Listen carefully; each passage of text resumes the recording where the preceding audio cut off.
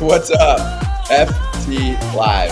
Braun and Kratz together in Atlantic City, getting ready to play in a poker tournament in about an hour. Good luck to us. You brought your goodies, right? All goodies. I got my goodie bag over there. Paperweight, I brought my paperweight. your sunglasses. I'm all set. Okay. I want him. This is AJ. This is Kratz's moment to have a second career. Jason Kipnis became famous Black Friday sale is back. instantly We're talking in about- Las Vegas. What was my first career? Tout the backup catcher. Okay, my book. Okay, The book. good. You were an author. Yes. Now you're a poker pro. So anyway, we're going to have a good time with it. So we'll do about an hour today. We're going to talk to Scott Ostler, who will give us the lowdown on the Oakland A's situation. He writes for the San Francisco Chronicle. And we will talk to Sal Fasano. He's a gem. And his mustache. I'm just going to talk directly at his mustache. I hope it's sometimes in the off season it gets a little thick in here, and so we don't get the perfect Fu Manchu. He gets messy. In the off-season? He's like all man, so Yeah. he grows hair like exactly opposite of me. Like if he sits in a chair for too long, hair grows out of it. Right. Yep. He gets like 1 o'clock shadow. All right, let's shout out our giveaway because we're going to announce it on Friday, and then we'll dive right into all the news that's been going down. So we've teamed up with one of our sponsors, our proud partner, Candy Digital, doing a little giveaway on Twitter of a signed Kyle Tucker baseball and digital collectible from Candy. So for entering, you follow our account and Candy Digital on Twitter and repost what you're looking at right now. It's up there. We'll randomly select a winner on Friday, the 17th of November, which, if you're watching right now, is tomorrow. Boom. There you go. Let's charge the damn mound. AJ Pierzynski is wearing the color of a team that is maybe going to change colors. We don't even know what the situation is with that, do we? Oh my goodness, we didn't even talk about that kind of stuff. That's not my. I got to ask my stylist that kind of news. I don't know. I don't know about the color change. Like, do you change colors? I think the brand is. I said this yesterday. I think the brand is destroyed in Vegas. It is such a joke being the way that it's run right now. Let's get right to our first guest here to go through the news because the owners obviously approved the relocation for the now Vegas A's. Scott Ostler joining us right now, writes for the San Francisco Chronicle. You can follow him at SCOTTOSTLER. Scott, great to have you on. It's a sad day in Oakland. We've been covering this story all year and how poorly the treatment of A's fans has been by their owner, John Fisher, who actually spoke to the fans for 8 seconds the other day. What's your reaction to the news of course, his friends, his cronies, the owners, approving this relocation without having to pay a relocation fee as well? Well, it's no surprise because they wouldn't have taken the vote had they not been sure of winning it. And so that was no surprise. And I take exception to what you said, that this is a sad day for Oakland. I kind of feel the other way, that should be a day of celebration for Oakland because they got rid of John Fisher, who is arguably the most incompetent, toxic, unfeeling owner in baseball, if not in sports. And that's saying a lot. It's a great line. I totally love that. I was like, wow, you offended him already? He's been on the show for like a minute. I love that. And so we're looking at your tweet right now here too. A's and MLB don't give a split. In fact, they wish Oakland would shut down. Is that what it? Did I read that right? It's cut off on our screen. I just fixed it. But the point is valid. So Scott, I wanted to get your thoughts here on what today means for the city of Oakland. If you think, Oakland will ever be able to have a baseball team on its own again, and even obviously your thoughts on how the brand, that's my big thing, will be received in Las Vegas, because you said it. I mean, he's known. John Fisher has made himself a name in all of sports. He is maybe the top villain in the North American professional sports. Nobody wants him. And I think fans that are going to be pushed over to him are going to be like, why am I rooting for this guy to succeed? I can't believe that Las Vegas is celebrating this because obviously Las Vegas would like to have a baseball team, and they probably deserve one, and they probably could support one. But a John Fisher baseball team is a whole different thing. it's just a recipe for disaster. He has promised the people in Las Vegas, and they're taking him at his word, that if he is able to build a ballpark there and they help him, that he will start paying a fair major league salary, a payroll. And to take John Fisher at his word on something like that is lunacy, because he's showed every step of the way that he's not going to pay a major league salary. It's a what comes first, the chicken or the egg? So is he going to pay a major league salary once the fans start flocking in? But the fans aren't going to flock in if he's got a crummy team. So it's just. I'm sure Las Vegas would love to have a team, but they would much, much, much prefer to have an expansion team. And I think that's where Oakland stands right now. They'd be much better off with one of two things: either an expansion team, or the A's coming back to Oakland after they fail in Las Vegas, and without John Fisher after he sells the team. Scott, that makes total sense. My question is, the things I'm reading, the A's lease is up after 24. Right. Then they have until 28. So they have 3 years. They have nowhere to play. Why would the Giants let them play there? They're going to play in the AAA park. They're going to play here, there, and everywhere. My other question is, how does the Players Association allowing them to not have a home base for the players? This whole thing just seems ludicrous to me. Well, the Players Association kind of has their hands tied, because the A's have to play somewhere. The Players Association doesn't have the power to say, we're dissolving the A's franchise. So they will definitely have a voice. For instance, if it is decided by MLB that the A's will play those 3 or 4 or 5 seasons in Las Vegas, for instance, in an open air stadium, the Players Association might say, no, we're not going to sign off on that. We're not going to have our guys playing in 110-degree temperature. So, and the Giants, there's 3 options: the Las Vegas ballpark, the Giants ballpark, and the Giants have said maybe, but not for a whole season. We might put these guys up for 30 to 40 games for a couple of years, but not for a whole season. So that's another problem. And the third option is to get a lease extension in Oakland for 3 or 4 years beyond next year. And that's problematic because, for one thing, the MLB and the A's have not even attempted to discuss that with Oakland yet. So they're kind of waiting a long time. And for another thing, Oakland would be crazy just to let them come back and say, sure, yeah, come on back for a few more years, without extracting a promise of getting an expansion team, which Manfred and MLB appears not to be willing to do, to give Oakland that guarantee. Have the owners done like an incredible job, and how have they done it, of shielding this guy from the public, shielding Fisher from the public? Because here on the East Coast, if it wasn't for being a huge baseball fan and trying to get to the bottom of this, I wouldn't have seen any of this. And it feels like they are just, they've isolated it to the Bay Area, and that's about it. That's all the uprise that we hear. My sense is that the other 29 owners are just like holding their heads saying, oh my God, this guy's a clown. It's a clown show. He's embarrassing MLB. He's embarrassing the rest of us. And there's a lot of clowns in that club too. But they don't know what to do. They don't know what to do with Fisher. They can't, short of voting to make him sell the team, basically voting him out of the club, which would be I think that's too far for them to go, because they don't want to be told what to do with their ball club, so they don't want to set that precedent. But I think the other owners are just looking at John Fisher like, the guy in your family who's the cousin who's always in trouble and can't stay out of jail and is a complete loser. I think in some ways, the other owners look at John Fisher that way, the weak link in the chain, and it's kind of a weak chain too. So they don't know what to do with him. What are you going to do? He's screwed up the team. He's made baseball look bad. He's ruined baseball in Oakland. He's driven fans away. He's shown great mismanagement skills, but there he is. He's in your club. What are you going to do? He's a pitiful steward of our sport. It's super sad that people like him are allowed to be essentially just born into a situation like this, because he's never earned a penny in his life.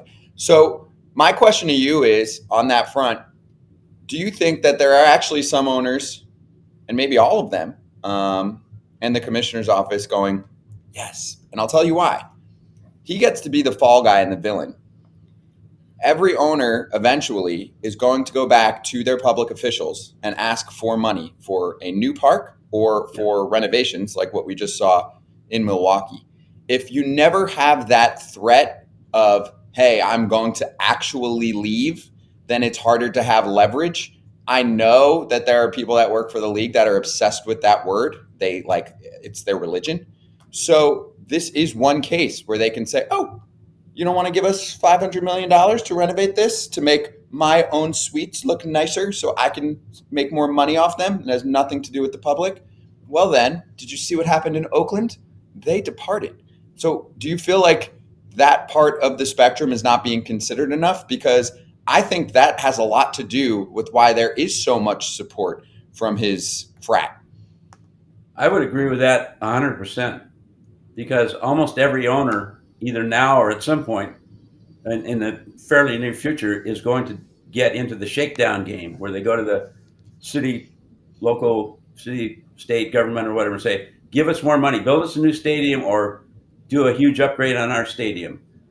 We see this happen in 5 or 6 cities right now, where MLB is rattling the cage, saying, "Give us more money, give us more money," and this really does put teeth behind that argument. They like you said, they can just say to the government, look what happened in Oakland. You want to be the next Oakland? If you don't believe us, this is what happens to folks like you. In other words, the owners are going to the city and saying, "Boy, it's a fine baseball team you got here. It'd be a shame if something happened to it." Leverage, love leverage. Yeah. One of the reasons I wanted to be part of this show was to grow the game. Growing the game of baseball, I think, is something that we've lacked as players. Some fault to ownership, some, and maybe the game of baseball has kind of fallen behind sometimes. Do you think this is a situation that we're not growing the game? Yeah, I think in some ways it's giving baseball a bad name. It's just making baseball look terrible. I don't see any way baseball, MLB, comes out of this looking like, whoa, boy, that was a great move. That was really positive. That was helpful to a lot of people. For one thing, you're going to Las Vegas, where you're getting severe pushback from the teachers union for what seems like a legitimate beef that, hey, how about spending some money on education? And it's the same situation in Oakland. Oakland could, all this money they were about to lavish on the A's, they could use that money for roads and police and schools and things like that too. So it's just, in some ways, this might be good, because it might bring everything to a breaking point where the public will look at Oakland and say, okay, this Oakland finally made a stand against this lunacy, this financial extortion. Scott, you're talking about teams using this for leverage and teams saying, oh, we'll just move. Well, after Las Vegas, and if they expand like they say, there's no places to go. Are they going to go back to say, hey, we're going to take a team back to Oakland after well, this? They could do that. That's one possibility. The problem is that they would go back if John Fisher's still the owner, assuming he doesn't give up and sell. He's a tough guy to deal with. He's proven that. And it's also a possibility I feel this is the case, that one of the reasons, probably a main reason that John Fisher bailed on Oakland, is that he couldn't get the financing for his part of the ballpark deal there. That fell apart. And so he had to scramble. It wasn't that Oakland wouldn't give him enough. It's just that his whole massive plan, which was ridiculous in the first place and a super duper long shot in the first place, fell apart because he couldn't uphold his end of the bargain. But it's just, like I said, this could be the start of maybe a revolution. But if they do come back to Oakland, Oakland would have more power. Oakland would have more leverage, because the A's would be crawling back. Because like you said, there aren't a ton of. Manfred said there's all kinds of cities out there ready to get a baseball team. Sure, Barstow, Sioux Falls. There's only like 2 or 3 maybe in the picture. Nashville, maybe Portland, but those are problematic. Otherwise, the A's would have gone to them and been dealing with them. So Manfred is overselling that. There's not that many teams out there that are ready, willing, and able to, cities rather, that are able to support right now a Major League Baseball team and build a new stadium. Is this a good thing for the Giants? Are the Giants like, yeah, we're going to get some A's fans? I would think so. I would think so, Really? but and so then in a way they might be celebrating, but I really think the Giants feel that, and I could be wrong. I think the Giants feel that if the A's were to come back to Oakland, build a ballpark there, have a legitimate franchise, pay a legitimate salary, and become a competitive team, that it might hurt the Giants a little bit, but not much. I think in some ways it would be very healthy to have two teams in the Bay Area, and I don't think the Giants.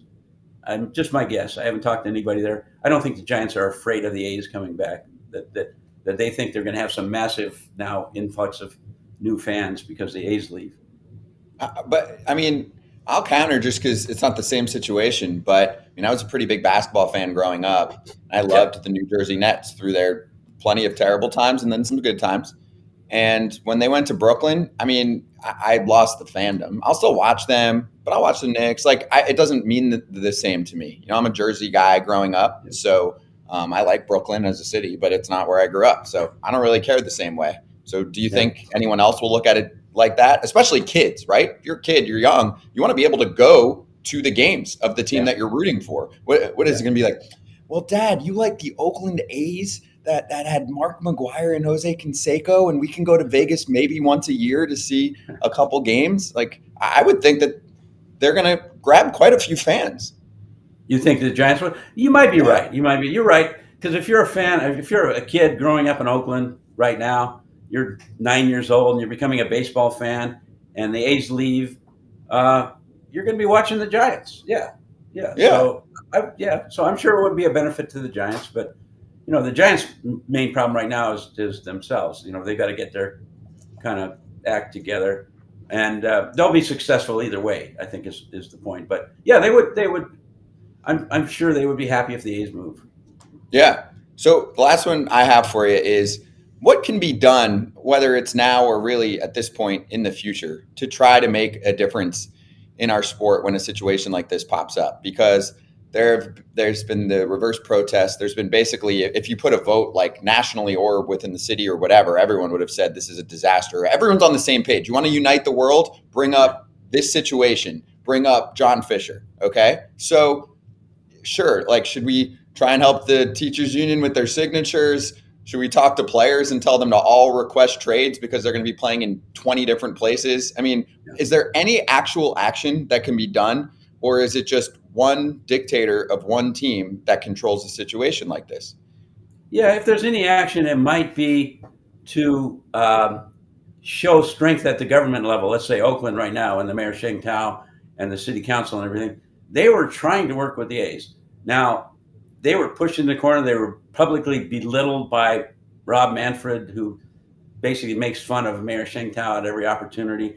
And if a government like Oakland pushes back and says, you know, we're willing to work with these people, but we're not going to go as far as they were. We're not going to just roll over and play dead and give them all our money.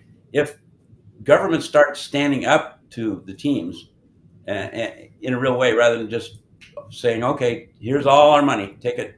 If they start showing that kind of strength, I think it would maybe help turn the tide. Well, Scott, important conversation. We've been trying to cover it any way that we can because many places don't. So obviously the San Francisco Chronicle's done an exceptional job covering this story as well. We appreciate the time. It's great to have you on the show here for the first time. And thanks for joining us. Hey, thanks for having me on, guys. I appreciate it. Thank you. Scott Ostler, who is a San Francisco Chronicle columnist. Great combo. Real talk, not holding back. And you can give him a follow at SCOTT. OSTLER. Wow, it's heavy. It sucks, you know, because it's real. I mean, we knew it was real like for a while now, and it's not like this vote makes any difference. Imagine the shock of the world if like there were owners behind the scenes that were like, "Yo, we're fucking with them." Everyone say that you're going to vote yes, but vote no. Like that just doesn't happen. These guys have one goal in mind, and has to do with the color of AJ's shirt. AJ's shirt. That's exactly. ironical. So there are some that want to win, but still, you gotta join the wave. I want to hear from the other side's perspective. I want to hear the other side.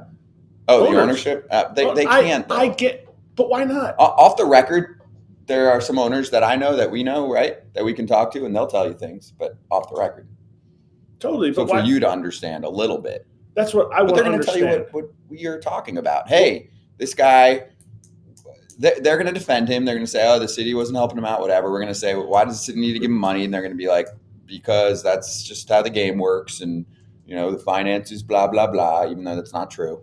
But it's like, to me, and I mentioned it the other day on the show, if I see AJ going down a path in a business where I'm like, AJ, like, I think what you're doing doesn't look like it's going to work out. And AJ says, well, actually, I'm going to get $375 million from the city of Las Vegas. But AJ, you're getting $500 million from Oakland.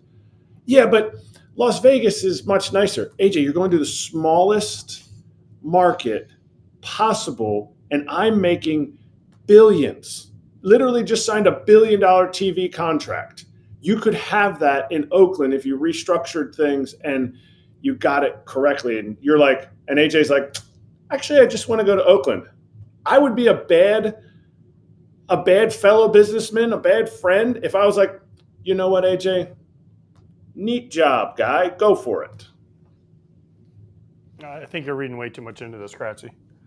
I feel like you're just reading way too deep into this. I don't feel like that's. I think we talked about it. Was it yesterday? This has been going on for 20 years now. 20 plus years. They've been trying to get a new stadium in Oakland. The Giants blocked them going to San Jose. They couldn't get a deal done in Oakland.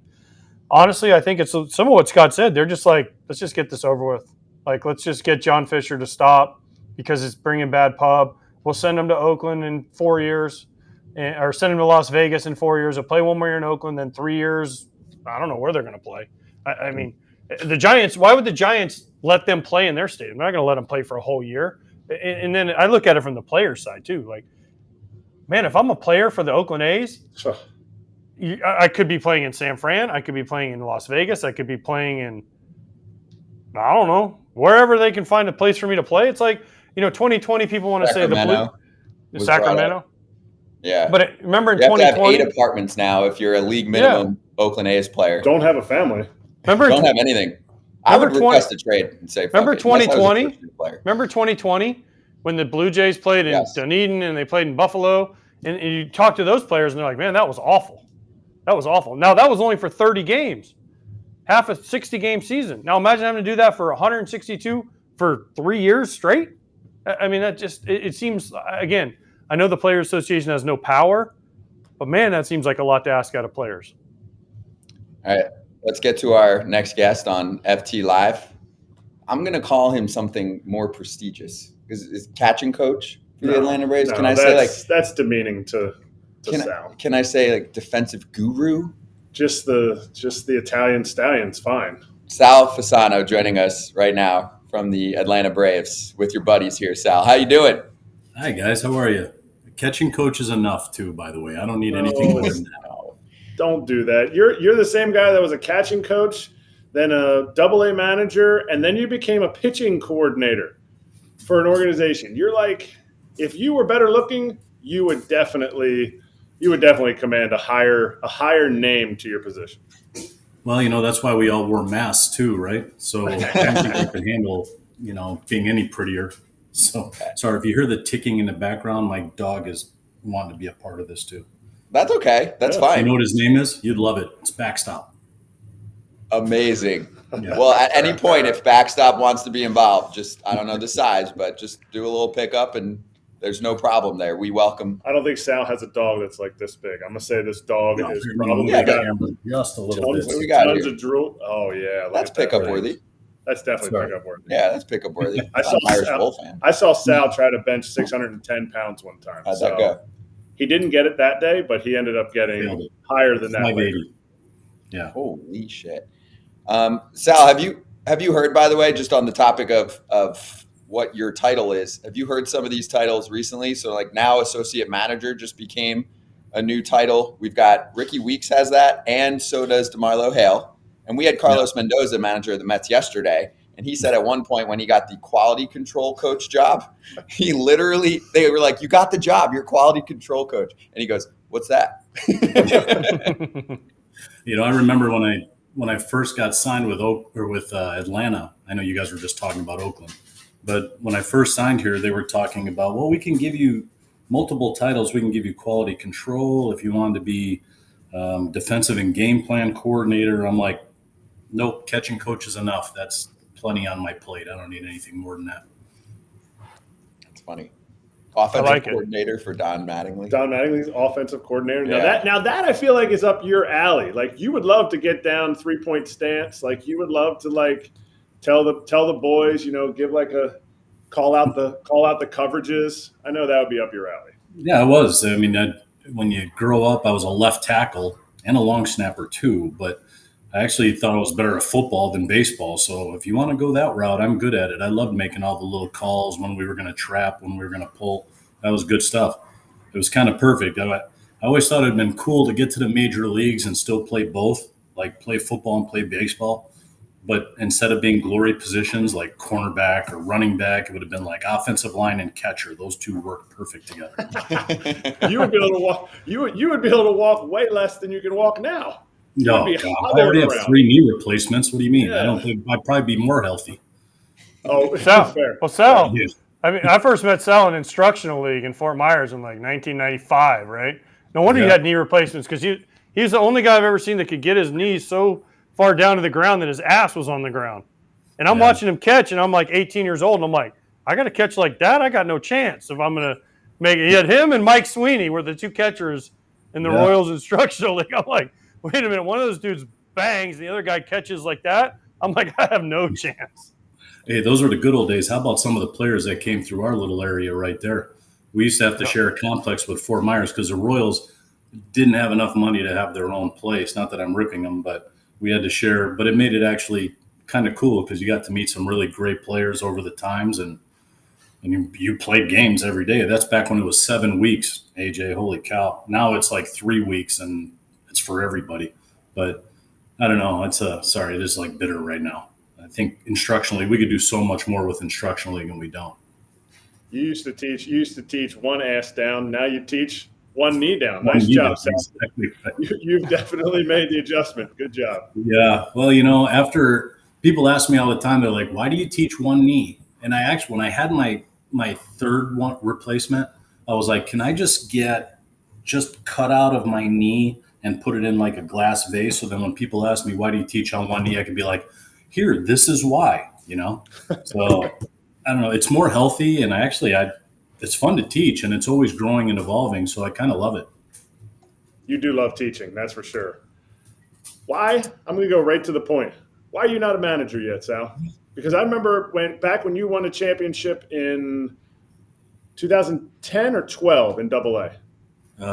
2000. I think it was 11. 12 wasn't as good, but 11 I think we won. Darnell was there. Was there. You had the boys. Young. You had everybody there. Oh, yeah, was there. Yeah. And I think those two guys, though, I'm pretty proud of. I mean, we had a lot of good players, but go ahead. Sorry. No. You're good. You're good. That's like, and I remember you came up to the big leagues that September maybe, and you were hanging out. I really thought you would be a manager by now. Is it a your choice? Is it a their choice? Is it a just the standard TV answer? I'm just happy where I am. No, I think when you get into coaching, you start to realize things evolve. I really am content, and that was really a hard lesson for me to learn as a player. More so, it's easier as a coach. I think when you have the people that we had and you work under Snit, I mean, Alex is such a tremendous guy to work for. Walt Weiss is a bench coach. You saw we just lost Wash. I think over these last 7 years, I've learned so much about handling personnel, preparing your daily routine, plus how important, we always know that pitching is important, but it's like more important than I ever even imagined. And so when you start to realize like you can do a lot of good in what I'm doing, and I think I love catching so much, and I love my catcher so much, that I would feel remiss if I was a manager because I would have to hand that off to somebody else, and that'd be a little tough. I'm not ready to do that yet in my career. I think as I get a little bit older, it might be a little bit easier to lay off the reins just a touch, but I think I know I'm pretty demanding on those guys, but those guys always respond so well. But I don't know. I think managing right now in my age, I'm only 52, but I think it's almost an older man's position. I don't think it's a younger man's position. I'm not ripping any of the other young managers or anything like that, but I feel like I wanted to know more about everything that encapsulates baseball. So I think in time, just being patient. If the opportunity arises, it arises. I mean, I've had opportunities to interview, and I've enjoyed it. I've learned a lot about what other people think. But to me, I believe in loyalty in my old age, and Alex has been really loyal to me, and I want to be really loyal to him. And the guys we have, the Atlanta Braves, it's a fun opportunity to come to work every day and know you have a chance to win. So it's hard as a young manager because you're not going to have the best team in the world, so you're going to have some grind, some lean years, and then hopefully you get your team good enough, and then all of a sudden they'll fire you and get somebody else in there that's older and knows what they're doing. You know what's crazy though? We had a time period in the game, it wasn't that long ago, where it was like, let's get the out of the box, younger, fresher brain into the game. And look at you saying, I think I'm too young for the manager gig. I'm only in my 50s right now. Well, I mean, the game is floating its way back to a different direction, at least on that point, right? Oh, of course it is. I mean, look at the last four World Series managers. I mean, Dave wasn't that long in the tooth, but when you look at Dusty, what he's done in his career and what a great career he had, and finally hang him up on his terms. Look at Boch coming in the game. Look at Snit before that. Like, these guys are all baseball lifers, and they've done so much good in the baseball community that it's almost a just deserve when those guys win. And I think I always equated. I give this example. I'm like, okay, if we're in the war, and you have a guy who's just out of West Point and he's fresh-faced and he's got all these great ideas, would you rather follow him or George Patton? I'm probably going to follow Patton. I think something about, experience you can't teach.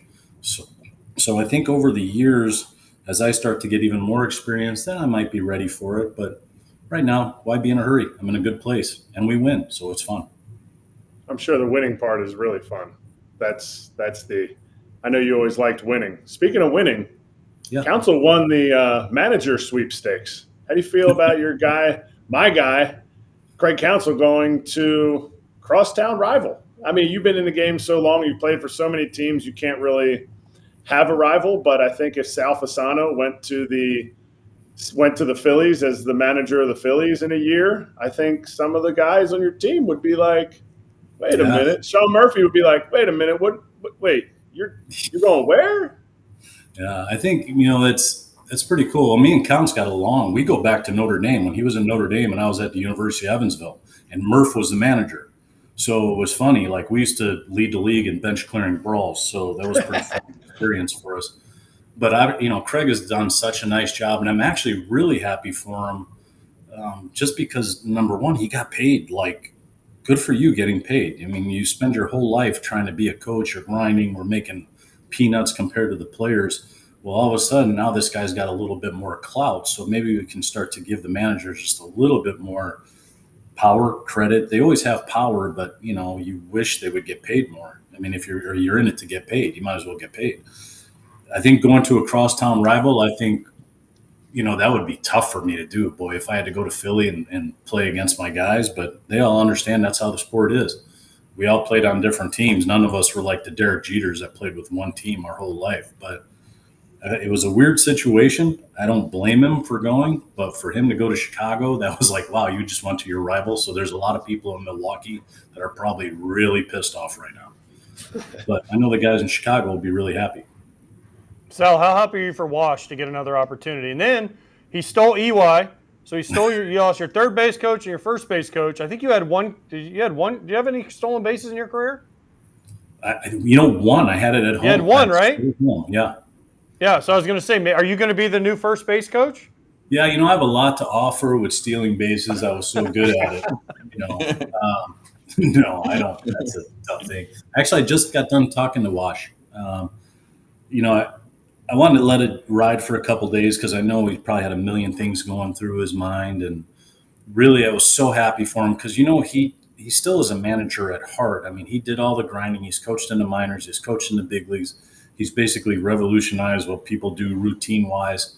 He's got so much knowledge to give, and he's really a good leader of men. His little infield unit loved him so much that I could tell that he really, really wanted to do it again. So I'm super happy. Obviously, I'm sad selfishly because, what you guys don't know is I get to the ballpark at 10:30 every morning, and Wash comes in like at 11:30. And when he would come in, he would sit there and we'd literally talk about situations or games or development or what we should do in the organization and get it better. And it was like an hour conversation, almost, maybe every other day for 6 years. So the ability to get all that knowledge from him, that's why, like I always say, why be in a hurry when I can learn so much from all these great people? And obviously losing EY hurts too. I mean, EY has a ton of energy. He's got a ton of knowledge when it comes to base stealing, when he talks to tips, stealing off the pitchers. To have that kind of energy and that charisma on a daily basis, that's going to be tough to try to, have somebody fill that role. So, I'm excited for both of them, though, and they're going to a great place. And I love Perry and, the guys in Anaheim. So hopefully they can help turn that place around and get some guys to play on a daily basis. All right. I ask this to every one of the guests that we have. Player guests. So you're an ex-player guest. Player's Choice Award. Oh, Nakash. AJ's pissed. I thought you were going to go MVP because he's about to get the official award. Well, he should win the MVP. But the players chose Shohei Ohtani or Ronald Acuna over Shohei Ohtani as the player of the year. Tell me why I'm right. Acuna, to sit there in the dugout every day and see what Acuna did, and when you start to put it in context, and, we played against Barry, like Barry was the greatest player I'd ever seen in my life. He not only won 40-40, he won 40-70. That's nobody's ever done it in the history of the world. And nobody's done what Ohtani's done either, but he's kind of done it for 3 years.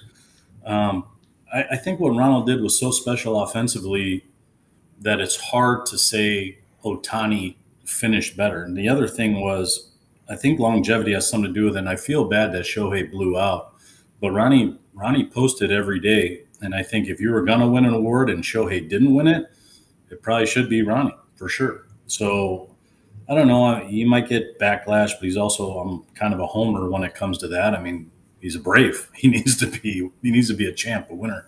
I actually think he was spectacular this year offensively. It was crazy. All right. I'm convinced now. That's all it took, AJ. If Sal says it. Can we stop asking people that now, please? Now we can stop asking. Okay, thank God. Sal, because I fought hard for Ronald. I was fighting me. Yeah. Oh my gosh. I'm like 40-70. Me and Scott were like, listen, 40-70. I know Shohei had a great year. He missed last month, but what Acuna did was historical. I mean, it was off a different level, and this guy deserves to be, like you said, applauded for that. And the players saw it. So good now. Kratz can stop asking us. So thank you, Sal. Imagine if Acuna pitched too. Yeah, he probably could. He's got the arm for it. He does. He does have the arm for it. I bet you he can throw 98. Would he have blown out? Mid-90s, maybe. I don't think he can do it like Ohtani does. I mean, I'm not taking anything away from Shohei, but son of a gun, man. Like when I saw Shohei for the first time, that was like watching a gazelle on the field. He threw harder than everybody else, hit the ball harder than everybody else. He ran faster than everybody else, and he pitched. I was like, holy cow, this is ridiculous. It was actually kind of fun to watch here and on. But in that end, that's how it was with Ronnie this year, to think that a guy could hit 40 homers and be on a list of 1-1. That's what's hard to believe, because you think Mickey Mantle, Roger Maris, Willie Mays, all the greats, Roger Hornsby. You want to go back to Ty Cobb. Nobody's ever even come close to that. So, and I don't know if anybody will even come close to it. The only guy I think would be Julio, but I don't know if he can do that in a whole year. That's impossible to think about. Hard to fathom. It really is. Sorry, I just ran on. No, you're good. I love it. I love Run on Sal. What do the Braves need for next year? What do they need to get over the Phillies in the playoffs in the first round? And you can't say the bingo card has already been checked. Healthy starting pitching at the All-Star at the postseason, when the postseason begins. Well, sure. I mean, we definitely need that. I think that's pretty easy. You always need pitching. Doesn't matter where you're at. You'll never have enough pitching. If you can get as much as you can, you got to hoard it. Secondly, I think our offense, I mean, it really, and I don't think Kevin Seitz would be mad about it, but we didn't perform the way we were supposed to. This was a historic offense. And basically, Wheeler and Nola and Rangers shut us down ridiculously. And their bullpen was good. I don't know. It almost felt like we're sitting there in the dugout and going, man, those guys are so hungry. And they wanted to kick the crap out of us. You know what I mean? And I wish we could have fought back a little bit more to where, we could have punched them in the mouth. I mean, not physically, obviously, but I don't want to get in a fight anymore. I'm too old for that. But I just wish we could have just competed just at a little bit of a higher level. And I don't want to use the layoff because everybody's like, oh, this new format, we sit for 6 days. Of course we sit for 6 days. Well, you still got to win. It's the way it is. You either win or you lose. That's it. Texas is the best team right now because they won the last game. Everybody else, we got to find a way to make it better. But I think it's that combination. I wish we could have been healthy pitching-wise. I thought our bullpen did a fairly decent job, but our offense really didn't perform to the expectations that we really should have been at. Sal, you know what you should have said? You know your answer should have been just for Kratz? What? We're going to get Shohei, and then he'll solve a starting pitcher and he'll solve offense. And the Braves have the money to do it. Let's go Braves. Oh, man, can you imagine putting Ohtani on the field on a daily basis? I wonder if he could play the outfield. That would be fun to watch. So where's he going to play, though? Left field. Oh, okay. We didn't sign Rosie back, so I think Marcel. People kind of forget Marcel hit 40 and 100, just in case anybody was wondering. And somehow Bryce Harper got the DH award. I can't figure that one out. But Marcel came back nicely. And you imagine Shohei in left field just batting right behind Ronald. So you go Ronald, Ohtani, then you would go Riley, then Olsen, and we can keep going if you want. It'd be pretty exciting. So give up your coach's salary and chip into the pot and tell Liberty Media. They're good without his salary. They're fine. Don't take any money with Their numbers are public. Sal. I actually looked at them 2 days ago. They are fantastic. Who's the dude who makes a lot of money? Warren Buffett? Is that the guy who made a lot of money? Yeah. Oh my gosh, he just bought shares of Battery too, Scotty. Do you see that? How much he's worth? Yes, he bought he brought $8 million of shares of the Braves stock. The Braves. The Braves have their own. They branched it off. Braves are public.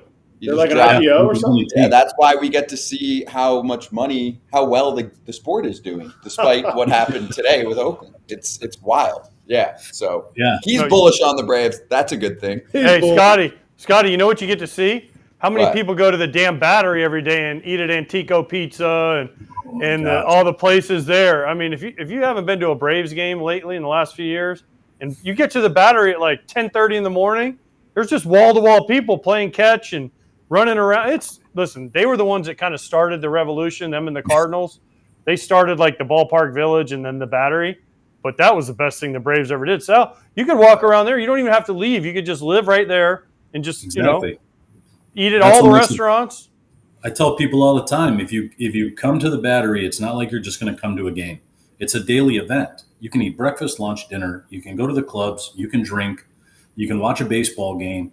You can listen to music at the Roxy. You got basically everything. When we won the World Series, to think that there was almost 50,000 fans there and 180,000 people in the Battery, and I got to walk home, which was a little bit difficult, but because I actually live there in the Battery. So it's funny, man. You see a Friday, Saturday night, it's jam-packed full of people. On my way to the ballpark in the morning, people are all freaking starting to buzz around. It's an impressive place. I think the guys, Terry McGurk, Mike Plant, Sheldon, all those guys, they made this place into a tremendous place to work. I need to see Sal. I need to see Sal riding a bird scooter to work. That bird scooter would just be like, couldn't even chance. We'd have to get a lift, bigger tires. Tires. Sorry, I'm in Chicago. What do you expect? It's about to get cold in Chicago. That's why you go home. That's why you go to the field so early. That's why you go at 10:30 so you can walk through the Battery and see all the drunk people just passed out and see all the new people eating breakfast. I get it. Yes, exactly right. You should see tomorrow. Oh, go ahead. Tomorrow we have KP on. Kevin Pillar. Pillar. You do? We need one one of my guys. Like, love it. What do we need to ask KP that from you or from the team to get some kind of contract going? Because you said you need a left fielder, right? We do need a left fielder, but that platoon job he Oh. did last year. I thought you were going to tell me something more funny. Like, he sat next to me at lunch one day, and he's like, you grew up in the 80s. I'm like, yeah. I was going to high school and stuff. He goes, give me your top 100 list of movies. And I literally went through, and we check marked like a list of 50 movies that he needed to watch for him and his kids.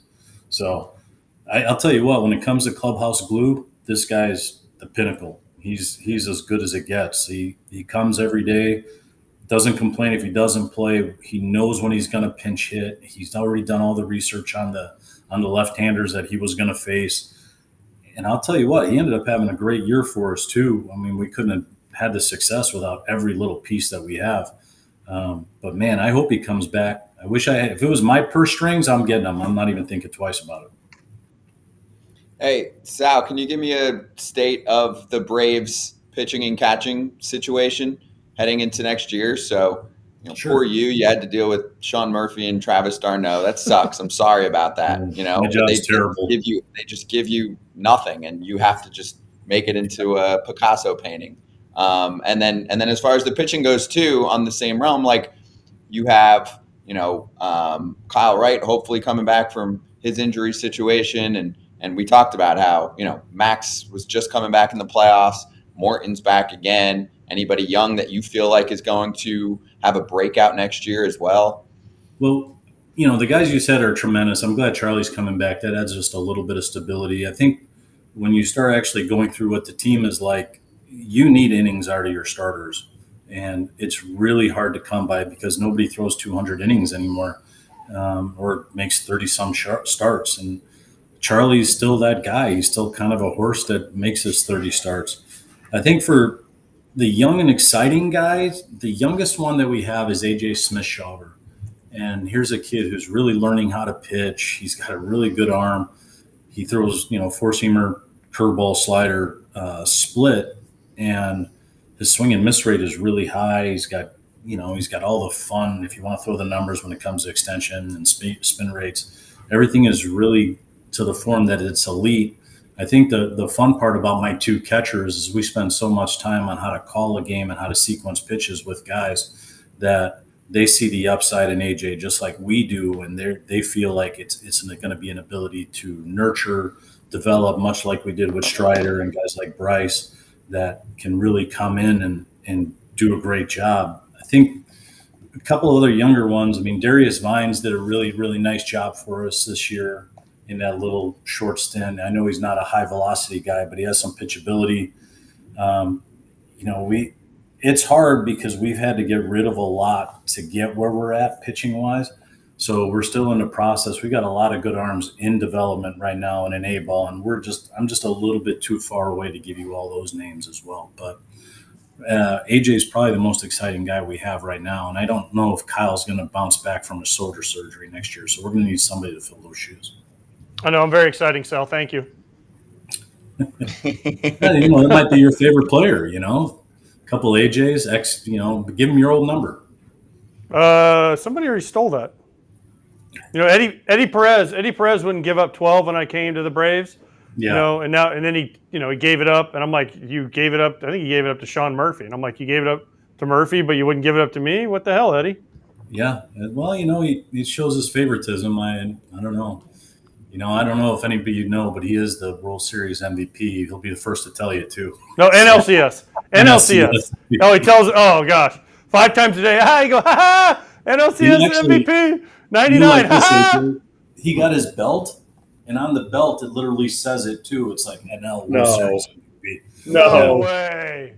I love him though. I can't make fun of him, not to his face. You can. All right, I'll make fun of him just a little bit. Yes. Hey, who has a better mustache, him or you? Oh no, he shaved his. He doesn't keep it anymore. But when he had it though. Oh, when he had it? Oh yeah. Man, you're talking about like who was the villain in Johnny Dangerously? He had like the perfect Omar Sharif mustache. It was unbelievable. It was me. I don't know. Mine is kind of what it is, If if you ever seen Slapshot, it's Johnny the defenseman from Slapshot, and I've kept it for this long. Now it's all gray. Sorry, Who owned the Slapshot's my Chiefs? favorite movie of all time. Who so. owned the Chiefs? Who owned the Chiefs? Sorry. All right, so it's legendary, by the way. I've got two more for you on current topics. I want to get your thoughts. One is we learned in the past 24 hours that there's a chance that we get 2 more seconds shaved off of the pitch clock with, wait, I'm going to screw this up, with runners On. Runners on. Yeah. We'll take 2 seconds off. And if you see it and it's coming from the rules committee, which is controlled by the league, it's going to happen. It's not a vote because there's only 4 players on there. And we have some of those players on our show. They're like, they just tell us what's going on. So really just wanted to get your reaction to how you think that'll play out. I know they saw that the games started to tick up again towards the end of the year, the numbers people at the league. So do you think some of the veteran pitchers are going to be pissed? Because I know some of them were asking for 2 more seconds. Like, do you think it'll make any difference or they're okay? No, I think they're going to be able to morph. You saw this year, everybody morphed pretty well. I think 18 seconds isn't going to be undoable. I still just worry that we have a whole generation of pitchers that were worried about velocity to where they forgot how to actually play baseball, control the running game, change your looks, all the fun stuff like that. Like, if we were catching right now, we'd be miserable because we don't really ever get a chance to throw a guy out. The few teams like Arizona who did put an emphasis on it, you saw their ability to control the running game and steal a lot of bases, put them in a really good position by the end of the year. But for the rest of the league, they're way behind the times. I think we'll be able to adjust, but I think development needs to start doing a better job with those guys because the guys coming up, the time isn't a big issue. It's more for the veteran guys. But controlling the running game is still going to be the biggest issue. And if you don't allow guys time to hold, and maybe change their looks, it's going to be more of a track meet this coming year. And then lastly, this news is fresh. You heard us talking about it. You played for the A's in 2000 and 2001? Right? 99, 2000, yeah, something like that. I don't know. It's in that area when the Yankees Yankees won hit a lot. But you were part of the franchise. Just your reaction or thoughts to the news that it's pretty much official now that they'll be departing the city of Oakland, which is a large market and a very devoted fan base that didn't have a legit ballpark or team the past several years. Yeah, you guys were, I was able to eavesdrop in on your conversation before I got on, and I think the fans of Oakland were so loyal to the A's that it would be almost heartbreaking for that community to lose it. Obviously, the ballpark, it's really turned into a tough place to play because the conditions, the facility, the field is still immaculate after all these years, but the stands, it's kind of a tough place to come back and have all those memories about when you played there. You're like, God, I don't remember it being this bad. But it's actually in poor condition. I wish they would have done a better job maintaining it or at least upgrading it, doing better things. I think because when I got to the big leagues, 95, 96, they still had the old ballpark and then they did all the renovations to it. And I was like, oh, okay, but really have to keep up with the times. It'll be a shame for Oakland to lose a team. I know they lost to Raiders. I think it'll crush that fan base there, and they'll almost become resentful. So whether or not they jump on San Francisco's bandwagon or not, I don't know. But I really think that there's just going to be some upset baseball people that'll never watch baseball again because of it. As for the Las Vegas community, we had a AAA team in Las Vegas. And I know they've been begging for baseball for a long, long time, and you see what the Raiders are doing and how beautiful that facility is. You hope it'll work out. But I think what AJ was talking about earlier makes a ton of sense. It's going to take them 3 years to build a ballpark. And it's going to be miserable for that team to get free agents, to sign long-term deals, to get anybody to even come play over there if you're going to play in a AAA stadium or a AA stadium or an A-ball stadium. So there's really a lot of challenges that are a little bit above my pay grade. But I really feel bad for that organization and for the people that are big Oakland A fans. It's tough, and I got one of my catchers there, Shea Langoliers, and I want him to have a ton of success. But it's hard if you're going to be playing in that place without really the ability to get better over the next couple of years. Sal, this means a lot that you came on our show. So Thanksgiving, I'm super thankful for you, Sal. And honestly, our friendship over the years. We played together for a little bit right at the end of your career. Yeah. And then you coached me a little bit in spring training, and Yeah. now I get a hug almost every time. I can sustain the hug, but it's like hugging a bear. So I hope you and your brood of kids have a great and awesome Thanksgiving, and thanks for coming on with us. Well, thanks, guys. On my end, too, what a great idea having you and AJ do a podcast with Scotty helping you guys out. It's great to get actually some catchers. They talk about catchers being great managers. You guys are proving the point that you guys can be great hosts and have a great podcast. And it's tremendous, man. Good luck to you guys. And I'm thankful that you guys are still keeping in the game and being in touch with the game. Baseball needs good people in the game. That'll never change. Yeah, good voices and smart people too. You guys are the quarterbacks, so I'll say it. What? Not you, AJ? I don't know where I'm pointing either. AJ brings some heat. So It always goes the wrong way. No, it means a lot though. Thank you, Sal. And yeah, we've had over 200, 15 I think now player guests on during the year too, to kind of just have some good clubhouse conversations with these guys. So, and I'll step aside, but appreciate it a lot. Thank you, and we're still chugging every day. We'll be on. Oh, that's awesome. Hey, don't be afraid to give me one of them shirts because I'm going to need it about 3X. Okay. You got to get one of those. Mark, he's on it. I saw you last season.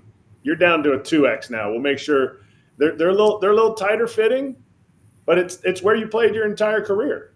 Yeah. In foul territory. That's exactly right. That's why we have such a unique perspective of the game, because everybody faces us and we get to see what everybody's doing all the time. That's why these guys feel right at home. Everyone's facing them now. We got it. Shirt on its way. Sal, thank you. Appreciate it. Happy holidays, man. Thank you guys too. Happy Thanksgiving, and obviously happy holidays to you guys as well. Thank you. Awesome having Sal Fasano on with us on FT. All right, so here's what we're going to do. And we are going shorter today because Kratz and me will still be available on social media. You'll be able to see what we're doing Twitter-wise. So first off, because this is going to be dated basically if we cover it tomorrow and it's not that exciting. It's a congratulations. That part's exciting. But we knew who the Cy Young winners were going to be a while ago. Blake Snell wins. Garrett Cole's unanimous. Snell was almost unanimous. There was one vote for Logan Webb. Yeah, and there one was for Gallen. one vote for Zach Allen. There were two dudes that were like, or females, whoever writers, I didn't see who it was. That were like, against. You didn't pitch enough innings. The one thing I wanted to say for all this, besides congrats, and Snell does it in both leagues, and Cole wins his first, like awesome, great. And we've talked about them. AJ, do you know what the win-loss record was for Sonny Gray this year, who finished in second place in the American League? Just guess. No, because I just had him. It was like 9-7 or something. It was something. I don't even think he got to 10 wins because he didn't win for like forever. It was basically like the win-loss record for mediocre football teams, 8-8. Oh, I knew it was close, yeah. But what surprised me is when the finalists came out, and then I looked at the voting, and I was like, Logan Webb over Justin Steele? And then you dig into Logan Webb. He had a damn good year for the Giants. He had and I don't think he gets talked about enough, so he deserves some credit. We talked Zach Gallen, and we all said, hey, Justin Steele is in this voting. But, man, if you dig into what Logan Webb did, he had a hell of a year for the Giants. And his record, I think, was 11-11. But he pitched a lot of innings, a lot of strikeouts, obviously a lot of ground balls. But Logan Webb, man, that one first-place vote, I mean, I could see how somebody gave him that vote. And Cole was just – everyone knew Cole was going to win. Everyone knew Snell was going to win. But Cole, again, unanimous, well-deserved. Snell, well-deserved. And this brings back the question we asked about a month ago. Is Blake Snell a Hall of Famer? Has to be conversated about. Yep. I love that Cole was like in the running. He was in first place. And then he was like, oh, September? And just blew him away. He was – Snell did that too. Snell did that too. Snell's numbers in September's were crazy. But I don't think he was as ahead as Cole was. I think if Cole cruised through the end of the season, he would have been fine doing what he was doing. And Snell, he pulled away from everybody. But man, oh man, they were striking out the world. That's why Steele ran out of gas. Yeah, you could tell. And you saw him towards the end of the year, which it happens.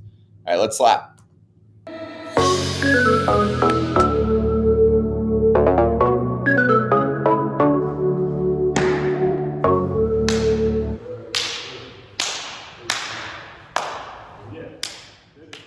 All right, we are at Borgata, so shout out to our friends at BetMGM who run this place.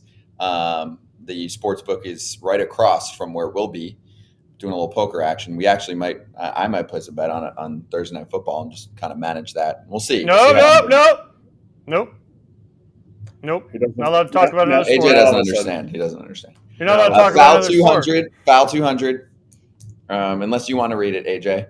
We place your first BetMGM sportsbook wager through the app, at least $10. You receive $200 instantly in additional winnings, regardless of your wager's outcome. Gambling problem or concern?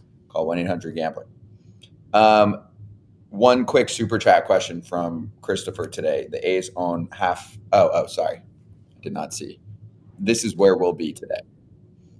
Exclusively on BetMGM Poker at Borgata. We are here. Believe registration just finished. So if you'd like to watch us, that's about all you can do at this point. But we will be taking over the BetMGM Poker account. That is most important for you to know. So look out for a lot of shenanigans, especially from Kratz. A lot of pressure on Kratz to deliver the laughs while he dominates. All right, quick question here from Christopher. He said, the A's on half the Coliseum site. Why not there? Like, why aren't they still playing there? I don't know what the ownership situation, all that. I just know the only thing I do know, and I've read a lot about this topic, is the city's in control of they have to agree on a lease after the lease expires, and the lease is expiring after next year? Next year. Yes. Yeah. And then that's it. That was part of the deal. And they should hold strong on that for all cities to be like, no, you don't get to just hang out here while you're leaving and treating people like this. So I don't think that's the solution there, to answer your question. How low will their payroll be? Not to start another conversation. For years now. That's right. But I mean, it was $57 million this past year. 4 years in a row. 4 years now. After 24, they don't have anywhere to play consistently. Right. So they're going to John, no money. You're making $500 million from the city, which, by the way, whatever the number is that you see, I got to look into all the details, but usually like the bill ends up being way more, and then they just start going, oh, here. If anybody's ever built anything, you know. Change orders. Change order. Oh, that's a 15% accruement fee. Plus there's escalations. But they think we're dumb. But here, baseball. Here's the thing, though, for this, and I know you guys got to go and win the tournament, but my thing on the Oakland is okay, so they're going to be 4 years without a home, really. Right? I mean, unless they find somewhere to play, whether it's a AAA stadium or whatever, but they're not going to be in a big league stadium consistently for 4 years. Giants aren't going to do that. They've tried to get the A's out of there for years by not giving them San Jose. They're going to magically go to Las Vegas and say, we're going to start spending now? Or like it was kind of what we talked about earlier. It's just amazing to me because not only is it 4 years of them having low payroll, once they get to Vegas, they're not just going to turn on a spigot and be like, oh, now we're going to start spending, because you have to build up players to spend them on. They're not just going to go on a wild spending spree. I don't know. This whole thing is just it's just bad, and I'm sorry. I feel bad for the players more than anything. It feels like one of those. It feels like one of those when you had snowball fights. I know you guys didn't have them in the South, but you make a snowball and you throw it up in the air, and everybody's just looking at it. That's what we're doing right now. We're looking at the A's. We're looking at them, and then they drill you with another snowball right in the crotch. Like high snowball, low snowball. Yeah, like it just feels like, hey, look over here. Like all the things you're saying are legitimate, AJ. All the things, it's like, why are they not brought up? Why are they not brought out? But no, here's the thing. John Fisher, apparently, because I guess he spoke and Manfred spoke. We'll get into most of that stuff tomorrow. But he said something along the lines of, difficult day for Oakland, but great day for Vegas. I think it's a fucking terrible day for Las Vegas. You have inherited a monster, okay? Until he sells it. This is a movie. Yes, exactly. So what you should be doing, anybody that likes baseball in Vegas, is rooting your ass off to get this dude out of our sport. Please get him out of our sport, because otherwise it's going to suck for you. I guarantee you, he will cut corners on the fan experience. He will not build a good team. He will blame everything in the world on everything else. This is what he does. Dude is on third base, thinks he hit a triple. It's just how he lives his life. He inherited it all. So good luck. We're here for therapy. I wonder if there's a higher selling price for your team if it's in Vegas. There is. He knows that. New stadium. Yeah. The stadium. And you got public money for it. That's why. Yeah, it'll be the stadium. By the way, speaking of Vegas, next time I see you guys, we will be in Vegas, will we not? Yeah. Well, we weren't announcing that yet, but sure, we can say that because no one knows what you mean. Sneak Peek. Yes. If you want to see us in Vegas, that's fine. Real quick. There's not really any rules here. Little Brewers. I can get really close to the camera. Yeah. Little Brewers hat. America. Little Murph. Is that for Murph? That's for Murph. Yeah. We got to show that tomorrow too. Murph finding out that he got the job. We'll show Tyler? that tomorrow. So good. Yeah. Good luck. That's why AJ was wearing green for us today. Good luck to us on the poker, and we will see everyone on Friday, but not AJ. AJ, happy Thanksgiving. We'll see you in a week. Yeah. Happy Thanksgiving, everybody. We're going Cheers. all in. All in. First hand.